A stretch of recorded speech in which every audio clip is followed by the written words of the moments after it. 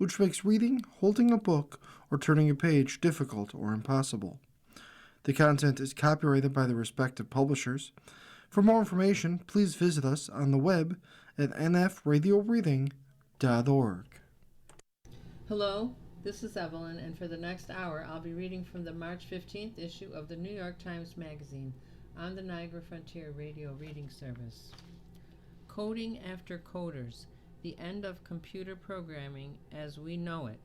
In the era of AI agents, many Silicon Valley programmers are now barely programming.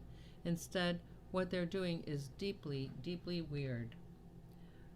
By Clive Thompson.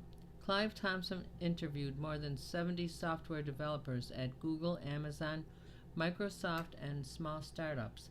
He is the author of Coders, The Making of a New Tribe and the Remaking of the World. Lately, Manu Ebert has been trying to keep his AI from humiliating him. I recently visited Ebert, a machine learning engineer and former neuroscientist, at the spare apartment where he and Connor Brennan Burke run their startup, Hyperspell. Ebert, a tall and short-bearded 39-year-old with the air of a European academic, sat before a mammoth curved monitor. On screen, Claude Code, the AI tool from Anthropic, was busy at work. One of its agents was writing a new feature and another was testing it. A third supervised everything, like a virtual taskmaster. After a few minutes, Claude flashed, "Implementation complete." Ebert grew up in the 90s, learning to code the old-fashioned way. He typed it out line by painstaking line.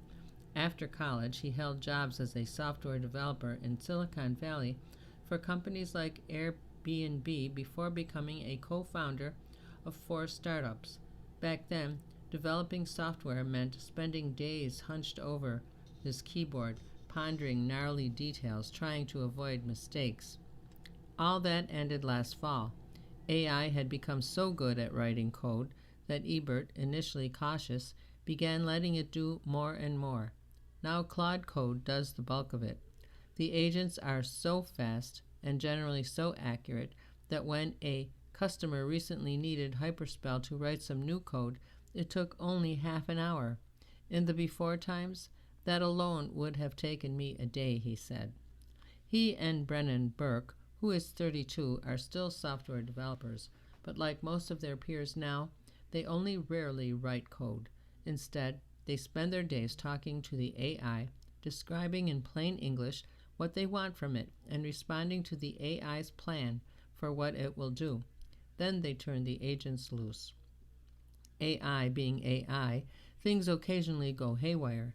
Sometimes when Claude misbehaves and fails to test the code, Ebert scolds the agent. "Claude, you really do have to run all the tests."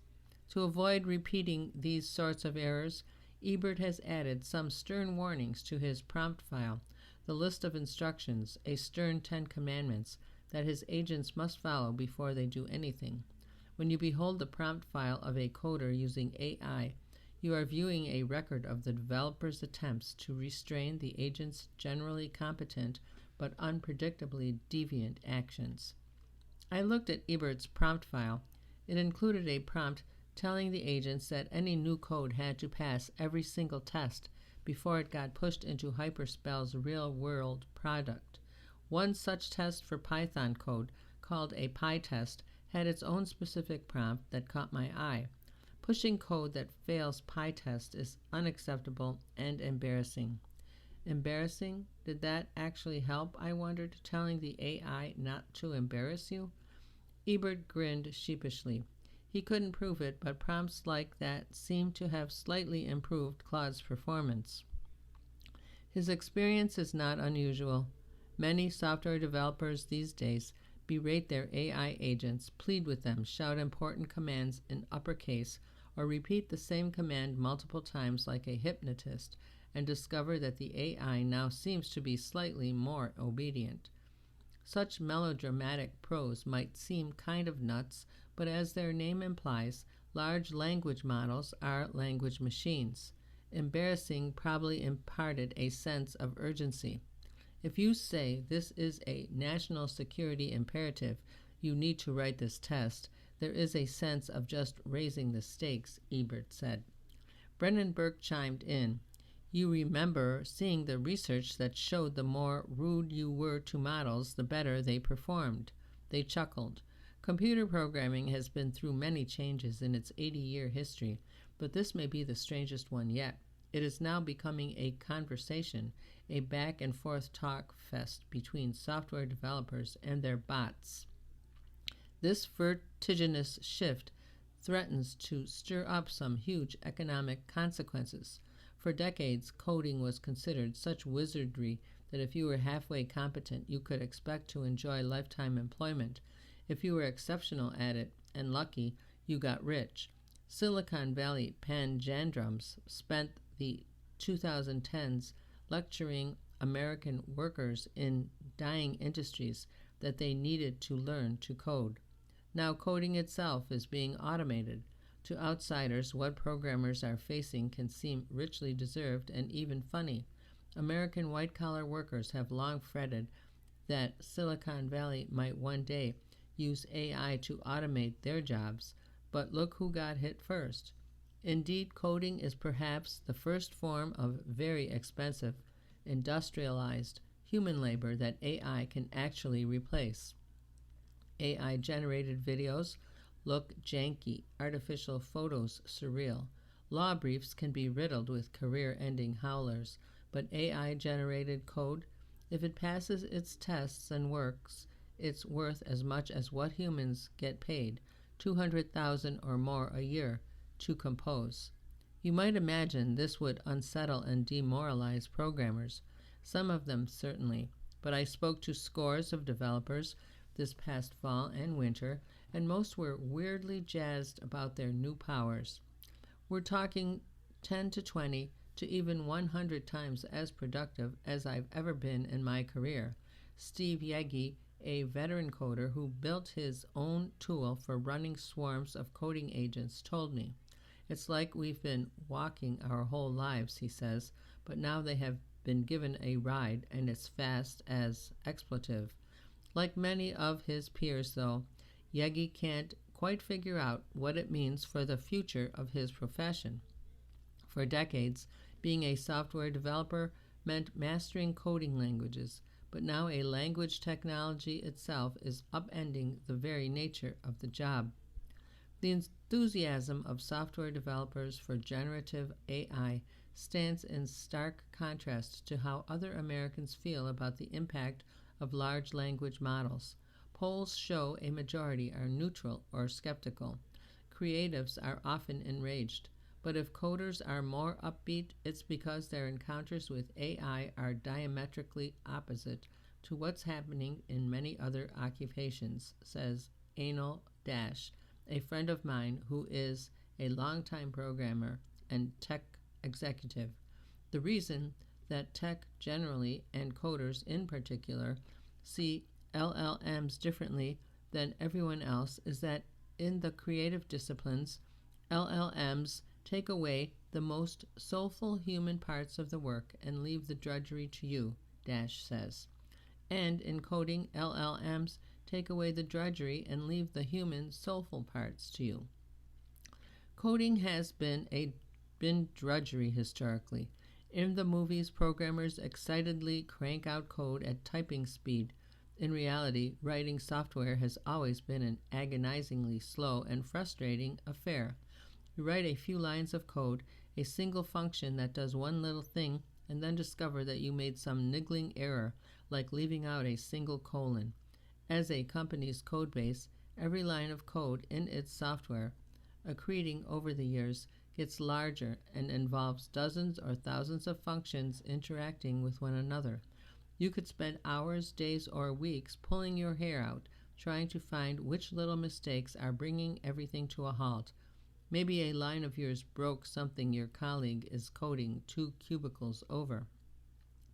For decades, computer engineers tried to automate this drudgery. In the industry, they call every step in this direction adding a layer of abstraction.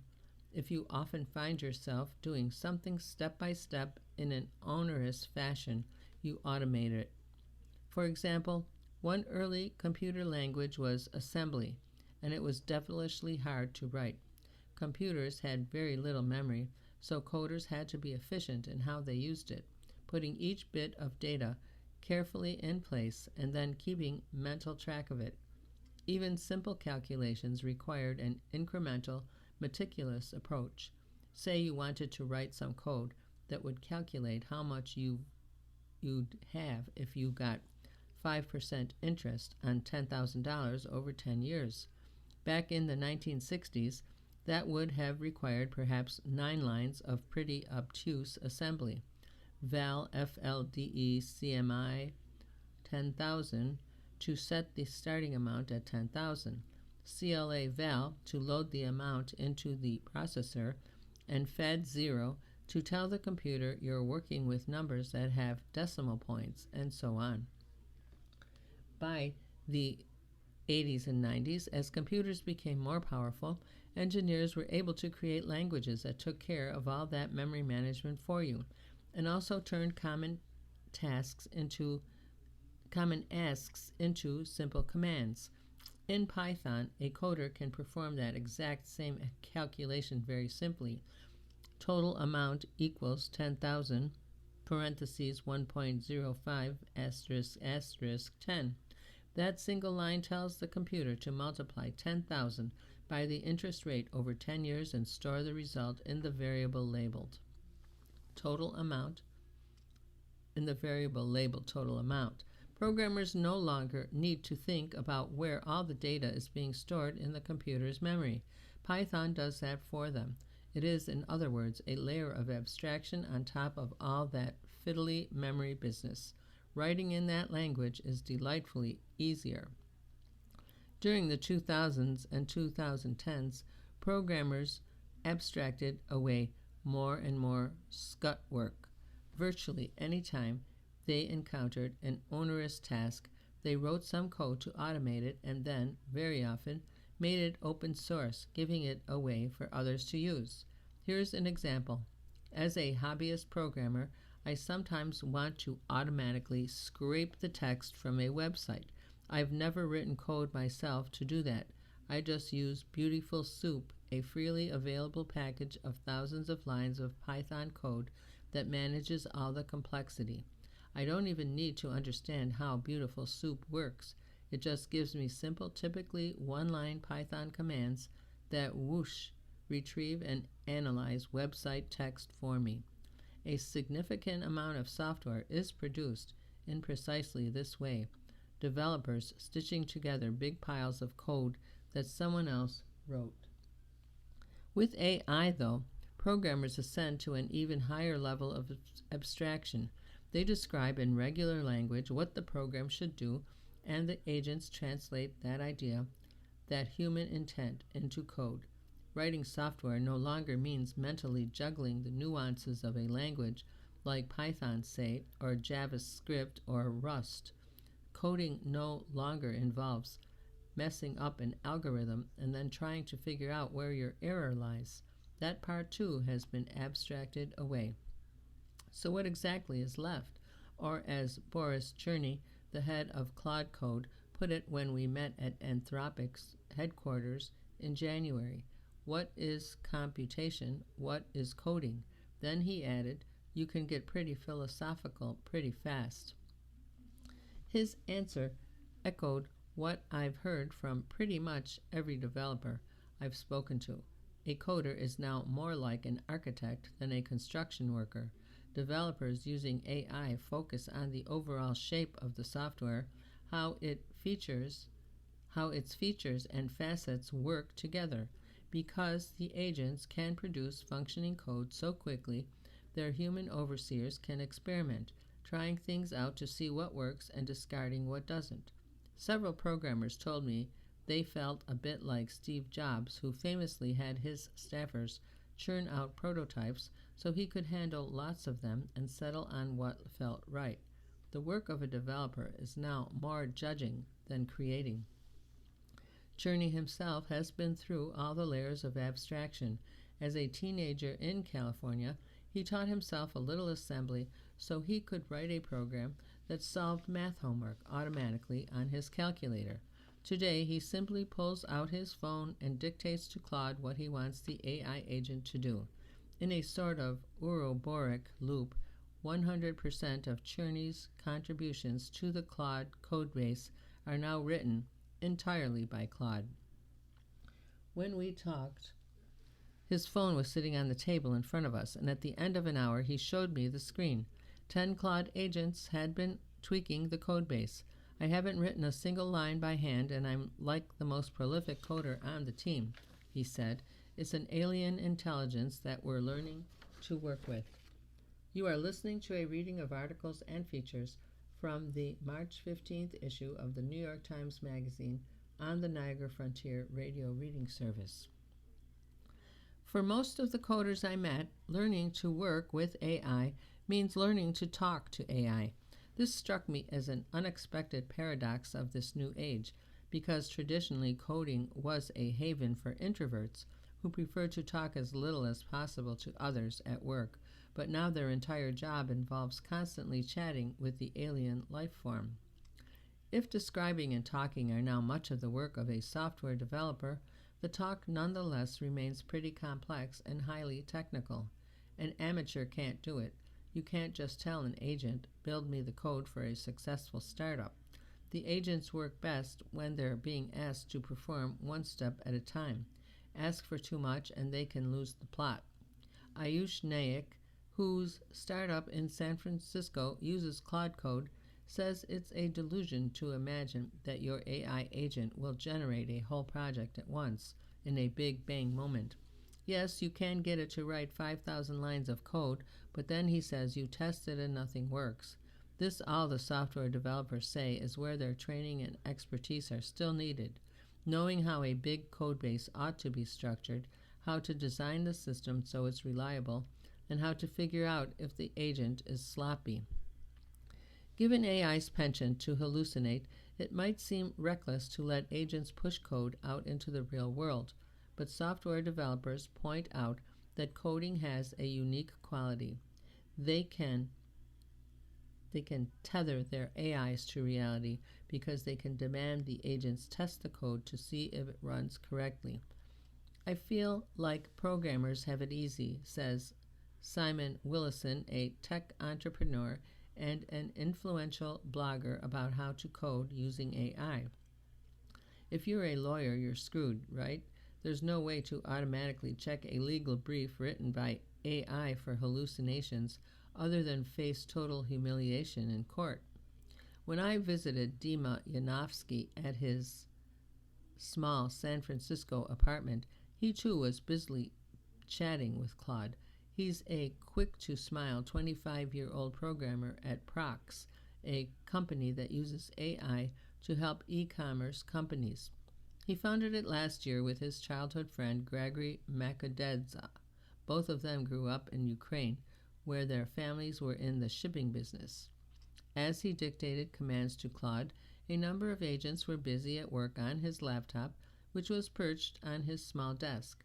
At one point, one of them started hallucinating, insisting that a table of data existed that clearly didn't exist. What? Yanofsky said, peering at his screen with a frown.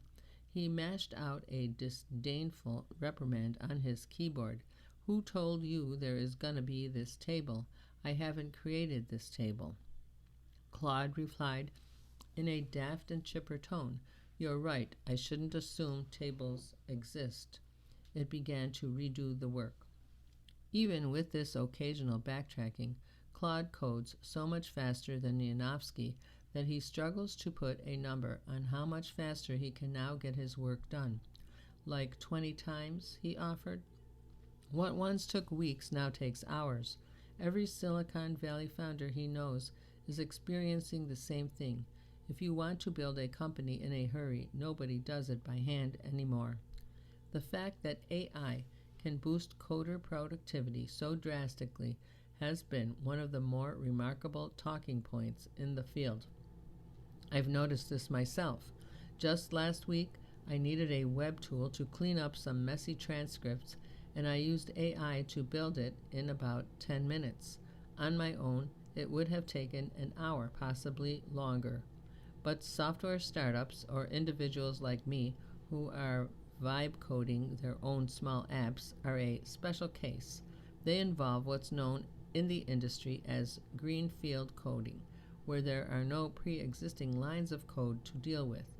An entirely new code base is being created from scratch. A vast majority of software developers aren't working in greenfield contexts. They're brownfield, employed by mature companies where the code was written years or decades earlier and already reaches millions or billions of lines. Rapidly adding new functions is usually a terrible idea. They might accidentally conflict with another part of the code and break something that millions of customers rely on. At most mature software firms, coders historically spent a minority of their time, sometimes barely more than an hour per day, actually writing code. The rest was planning, hashing out priorities, and meeting to discuss progress. This is the curse of success, and why big, established software firms can be slower to deliver upgrades than younger companies. Before a coder's new work is released, colleagues and higher-ups typically put it through a code review, looking carefully at its lines and the results of any testing. If you want to put a number on how much more productive AI is making the programmers at mature tech firms like Google, it's 10%. Sundar Pichai, Google's chief executive, has said. That's the bump that Google has seen in engineering velocity. How much faster it's more than 100,000 software developers are able to work, and that 10% is the average inside the company. Ryan Salva, a senior director of product at the company, told me, some work like writing a simple test is now tens of times faster. Major changes are slower. At the startups whose founders I spoke to, closer to 100% of their code is being written by AI, but at Google it is not quite 50%. I visited Salva in Sunnyvale, California, to shoulder surf as he showed me how LLMs have been woven into Google's workflow. For a firm with billions of lines of code, he noted, AI's value isn't necessarily in writing new code so much as in figuring out what's going on with the existing lines. Developers will use it to analyze and explain what sprawling portions of code are doing so they can determine how to help improve or alter it. AI is much better at wading into an unfamiliar part of the code base, making sense of what's happening, he told me. It also helps developers work in languages they might not be very familiar with. As a result, developers on Salva's team form smaller groups. A year ago, these might have needed 30 people, each with their own specialty. Now a group needs only 3 to 6 people, which enables them to move more nimbly, so we're able to clear through a lot more of our backlog, Salva said. Salva opened up his code editor, essentially a word processor for writing code, to show me what it's like to work alongside Gemini, Google's LLM. For the first few years of the AI boom, he said it was still very much what I would describe as human in the loop. The AI assisted but didn't work independently. While he typed away, Gemini analyzed a piece of code for him, explaining whether it had been fully tested or not. When it suggested a few new lines, it was up to him to accept them. But Google's metabolism is gradually speeding up, and Gemini is writing much more code on its own. Salva showed me an example. He had been hankering to solve a problem that Google coders had been complaining about. Sometimes they would log into Gemini's command line interface, or CLI, from different accounts, and it was not easy to see which account they were using. He typed out a request for Gemini. When working inside of Gemini CLI, it would be nice to have a command that lets users see their logged-in identity. The AI processed the request for a few minutes, then told Salva how it intended to fill it. Salva gave his approval, and Gemini worked away in the background. When he checked back in 10 minutes, the code had been written, and Gemini was testing it for errors. Then Salva realized that AI had become a bit overeager. "Oh, Jesus," he said. It ran 8,000 tests, far more than was strictly necessary. About 15 minutes later, though, the tests were finished, and Salva tried the new function. Lo and behold, the code worked, correctly displaying his logged-in account. "Not bad," he said. Making a demo like this was only the first baby step. Before it could be incorporated into Google's codebase, it would have to go through several rounds of code review, rewriting, and testing. "As an engineer, I care less that the models are really good at producing the right result the first time," he said. "I care much more that there are validation steps in place so that eventually gets the perfect or the right answer." A 10% increase in Google's velocity may seem underwhelming, Salva noted, given the hoopla around AI we have collectively, both in the software industry as well as in the media. "Oh my God created a hype cycle," he had told me when we first talked last summer in New York. But the reality was impressive enough for him. We should be delighted when there's 10% efficiency gains for the entire company. That's freaking bonkers. At old and huge brownfield companies, where the effort is focused on keeping the existing systems up and running, many programs work like digital plumbers, fixing leaks that erupt at all hours.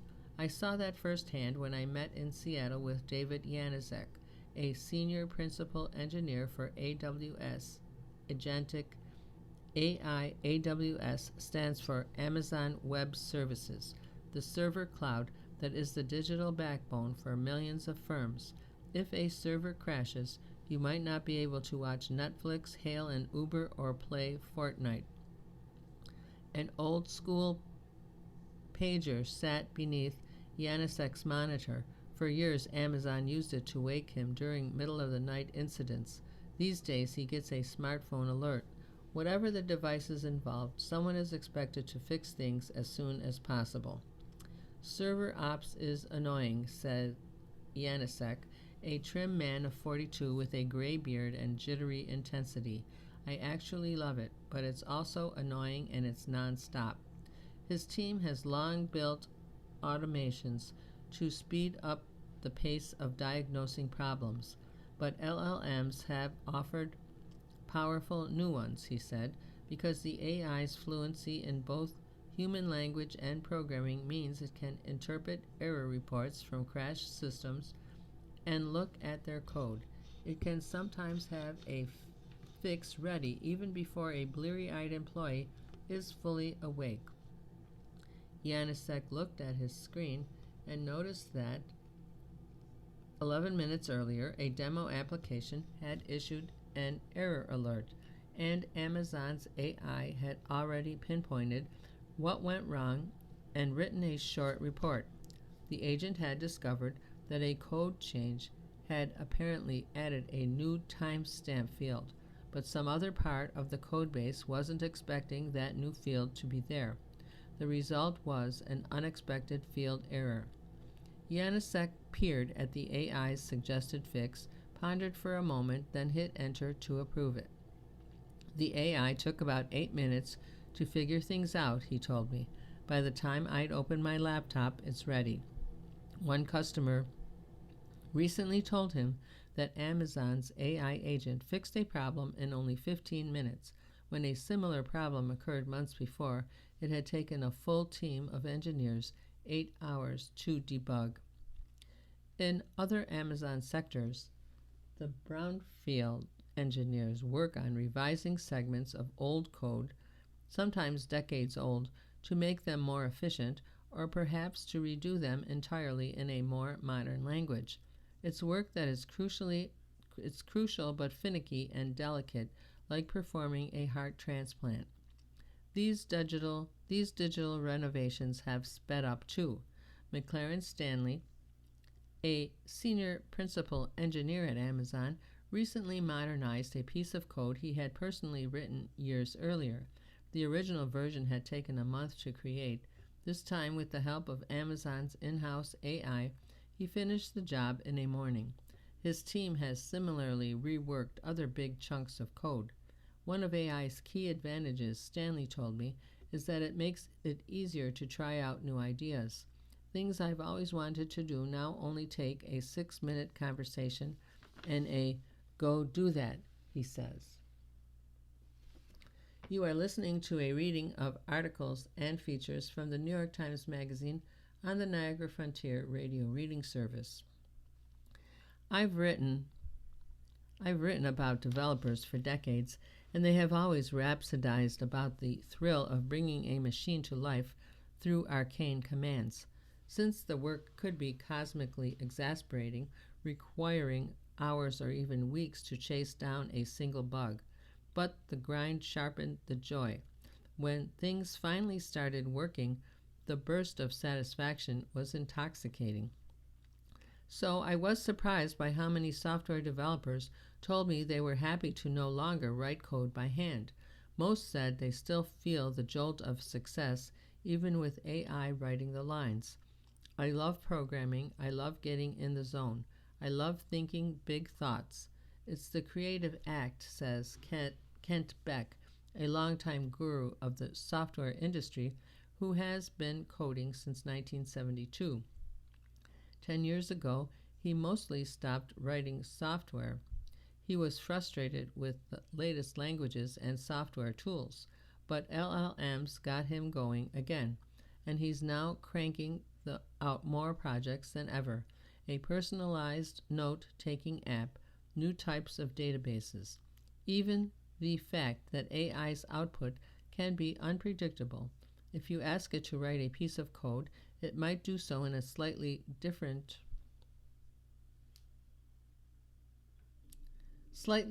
way each time, is addictive in a slot machine way. A few programmers did say that they lamented the demise of handcrafting their work. I believe that it can be fun and fulfilling and engaging, and having the computer do it for you strips you of that, one Apple engineer told me. He asked to remain unnamed so he wouldn't get in trouble for criticizing Apple's embrace of AI.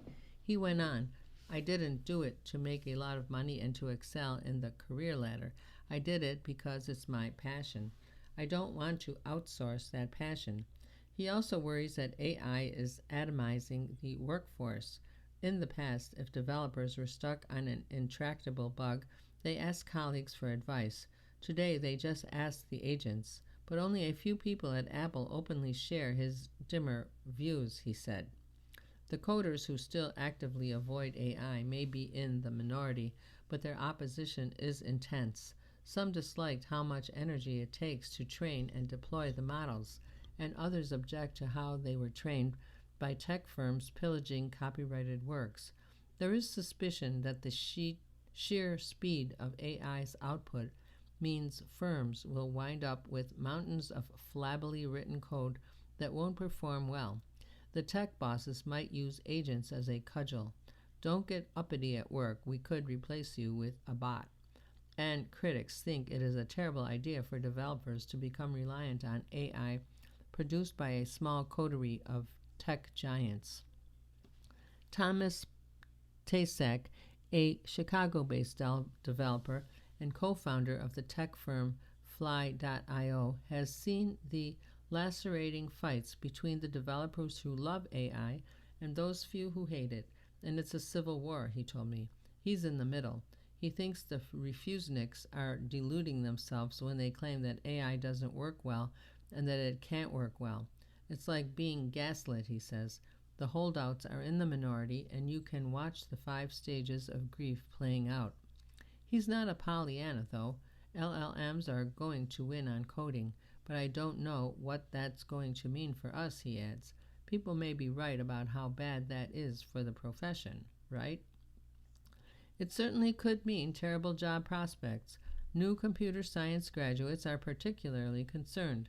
Companies used to hire junior developers to do the mental labor for their senior colleagues, but who is going to hire a neophyte when a senior engineer can be even more productive with an army of deathless code-writing ghosts.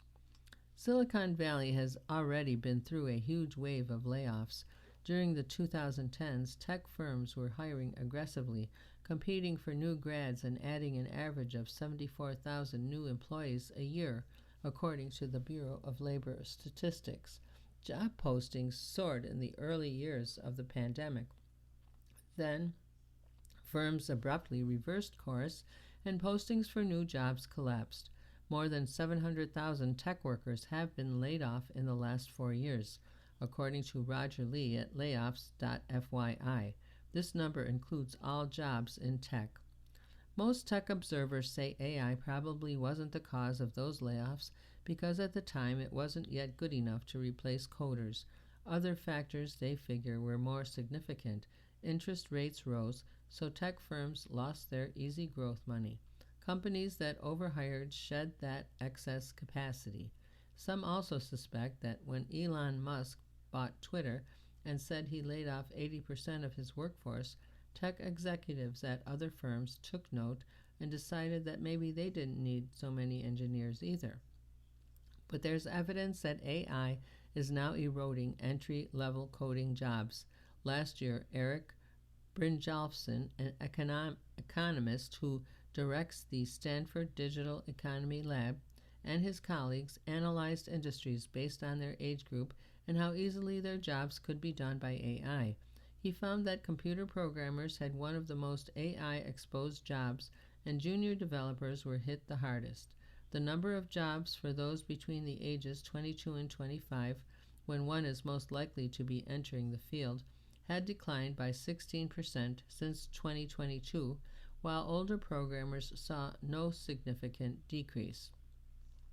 Virtually all of the tech executives I've spoken to, from those at coastal giants to those at small regional firms, have sworn to me that AI would not stop them from hiring appealing new talent.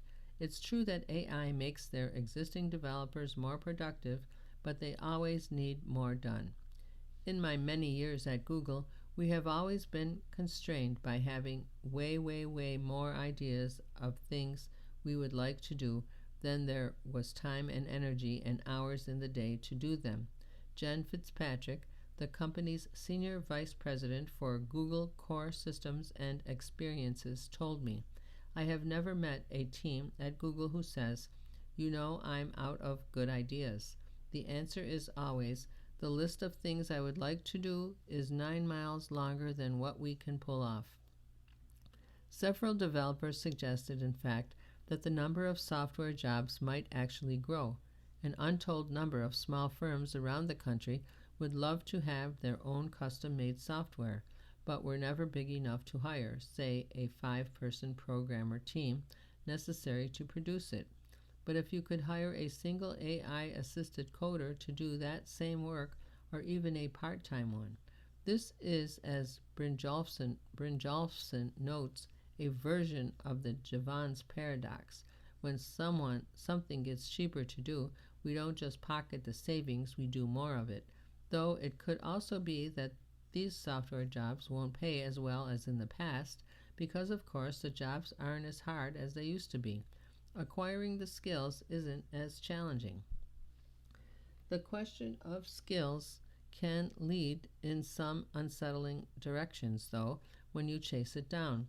Many mid-career coders told me they felt confident using AI because they had spent decades developing a strong sense of what good, efficient code looks like. That allows them to explain to the agents precisely what they want and lets them spot quickly when the agents have cranked out something inefficient or sloppy. But what happens to the next generation? Will they still develop that intuitive sense for code? If your job is now less about writing than assessing, how will newbies learn to assess? Some new developers told me they can feel their skills weakening.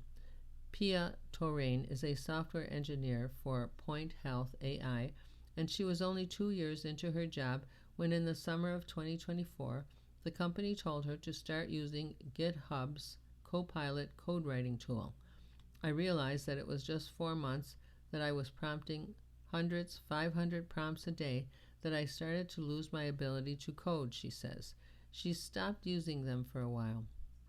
These days, she'll have AI write for her, but she carefully reads the output, making sure she's absorbing how the code works. If you don't use it, Taurine told me, you're going to lose it.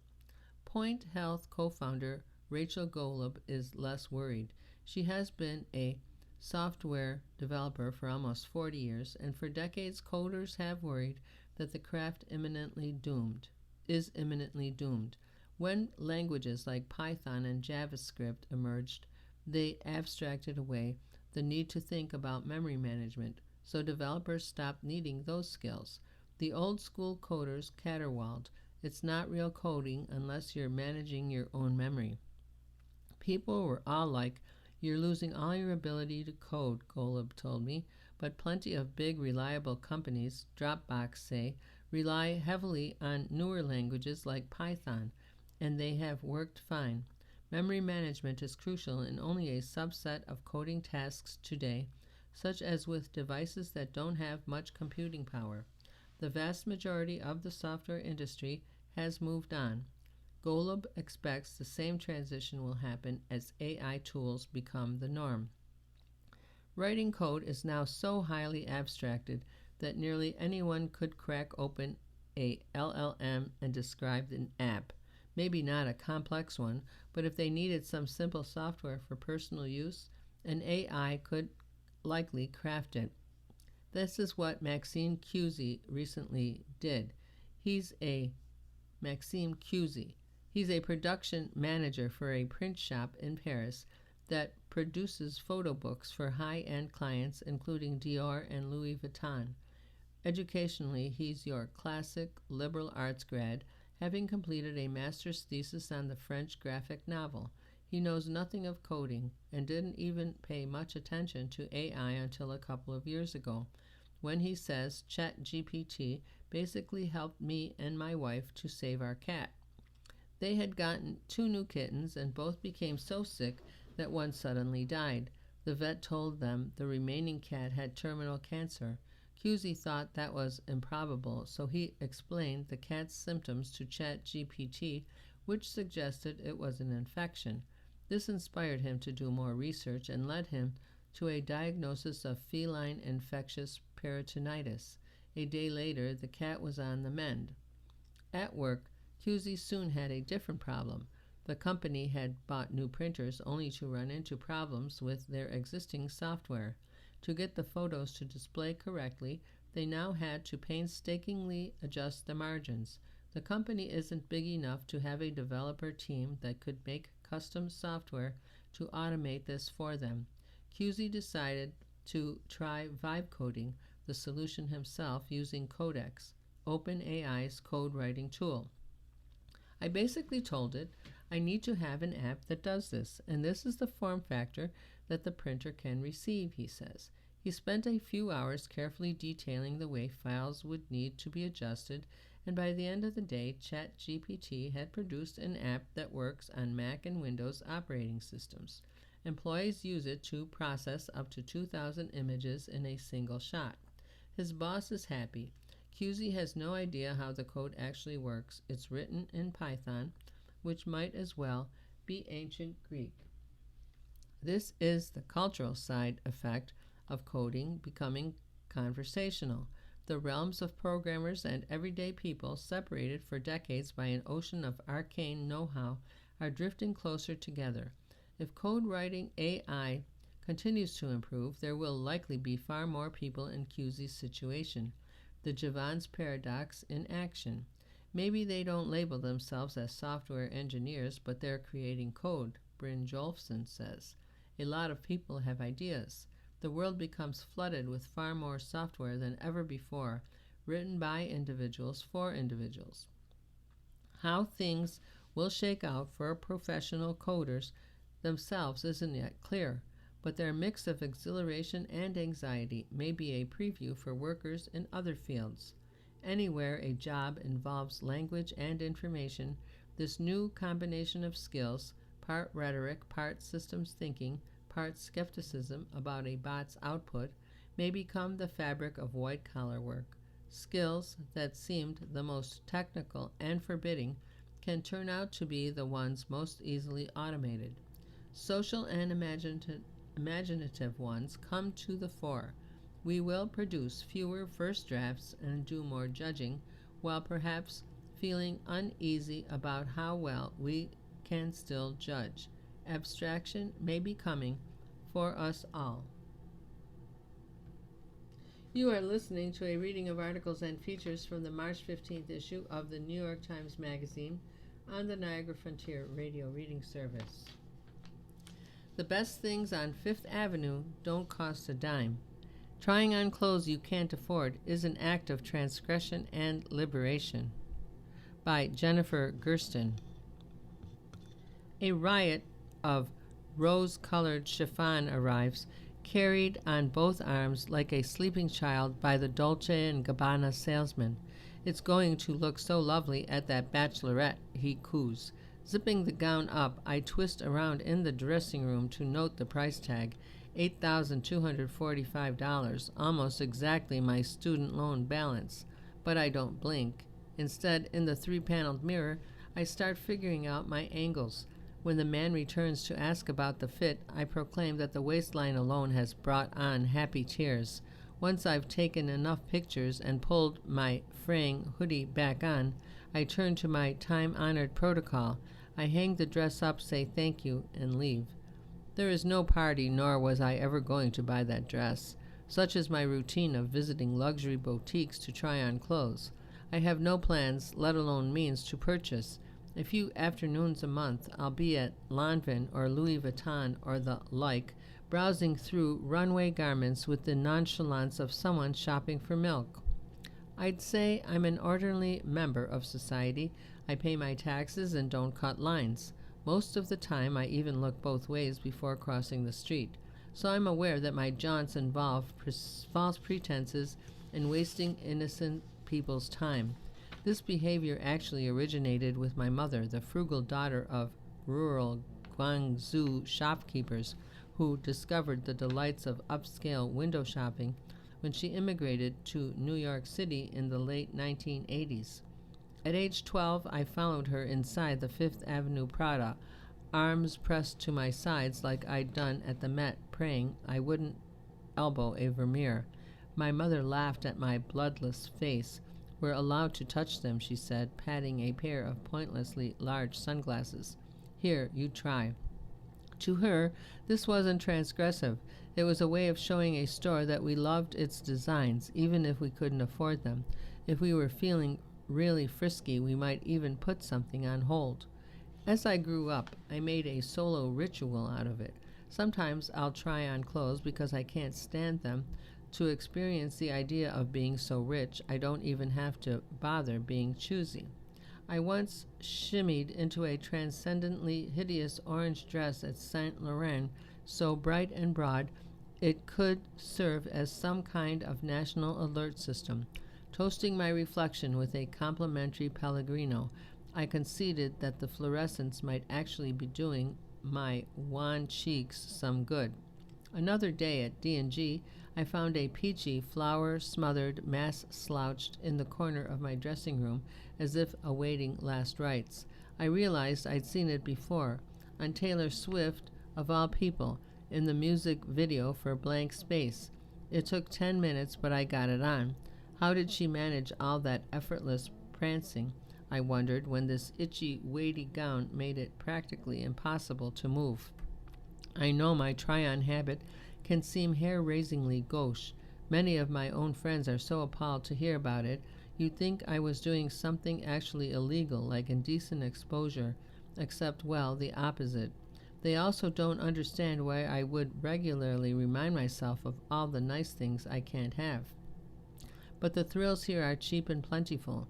As a freelance violinist with an unpredictable income, I think of my practice as offering a rare concordance of excess and thrift. It's also a standing appointment with my blithest self, making me ask for things I'm not sure I should be allowed anywhere near. Most of all, though, it's worth every bit of social friction to be able to transform my appearance on a dime, without actually spending a dime. 2 years ago, when an injury forced me to quit my job in an orchestra and move into my mother's basement, I feared the end of the career I had sought since childhood. It was these dressing rooms that helped nurse my flailing ego back to health. With my good wrist, I yanked fabrics over my head, availing myself of one audacious silhouette after the next. I wanted to feel like a performer, even if I wasn't one on paper. I was lucky. Eventually I healed enough to play again, though orchestra life was behind me. In fond memoriam, I ducked one day into Gucci to sample some symphony-appropriate necklines, because these dressing rooms are also a place where you can entertain the possibilities of your reflection. The greatest pleasure is the mirrors. They're usually several titanic sheets of glass oriented so as to duplicate you endlessly and forever at angles you didn't know existed, turning you into a queen of infinite space, commanding any number of costumes and characters. All you need for this multi-dimensional leap is to slip on briefly a $1,000 off-the-shoulder blouse. Anyone looking for a smidge of the high life in New York City can ponder priceless art at Sotheby's, stroll into the bathroom at the plaza, or give the tester lotion bottles in front of Aesop a few vigorous pumps. But mine is a special sort of coveting, because as much as I love sampling these garments, I never end up wanting to bring them home. My visits give me all of the fantasy and none of the reality of the dry cleaning, lint rolling, and puddle navigating that ownership would entail. In these dressing rooms, a few minutes of indulging can obviate the want altogether. You get to have your cake, eat it, then put it right back on the hanger. You've been listening to a reading of articles and features from the March 15th issue of the New York Times Magazine. Your reader has been Evelyn. Thank you for listening. Coming up next in the Niagara Frontier Radio Reading Service, we have the USA Today. Following that at 2 o'clock is episode number 10 of Buckeye by Patrick Ryan. Stay with us for these readings and more.